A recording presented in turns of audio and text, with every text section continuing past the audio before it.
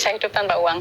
Jadi hidupnya itu bukan mengejar uang, tapi memang beliau lebih aman bukan saat bersama uang, tapi saat sumber daya terjaga. Jadi kemakmuran itu bukan kamu bisa beli apa-apa, tapi semua tersedia, kamu nggak usah beli. Air ada, tanaman, makanan yang sehat, obat-obatan sebenarnya bisa kita dapatkan di lingkungan. Kalau kamu membuat ekosistemnya, tapi lah ekosistem dirusak, terus ya.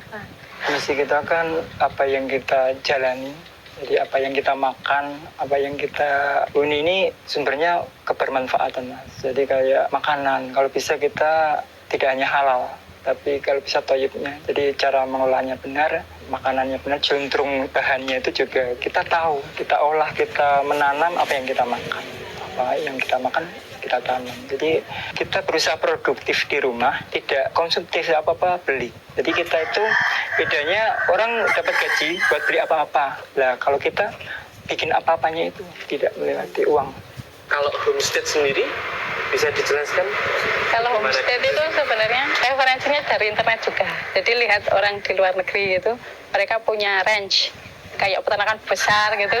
Mereka punya kebun pangan sendiri, sapi sendiri, kuda sendiri gitu. Hidupnya mandiri.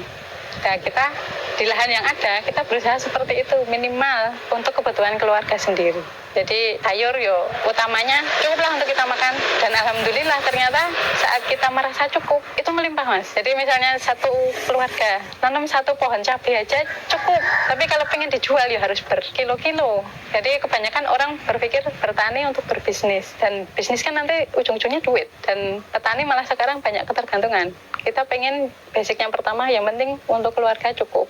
Baru sisanya kita jual. Jadi banyak yang mbak kowe wis ngopeni titik ngopo mung sithik ora akeh sisa gitu. Ya memang orientasi saya yang penting cukup untuk kami. Sisanya baru kita jual. Kalau orientasinya kita pure bisnis, nanti lama-lama tidak pakai hati ya, Mas. Kayak yang saya lakukan di Brunei. Jadi dapat duit, hatinya tersayat-sayat gitu. Ya, jadi kita nentrongke hati dulu, insya Allah rezeki ada.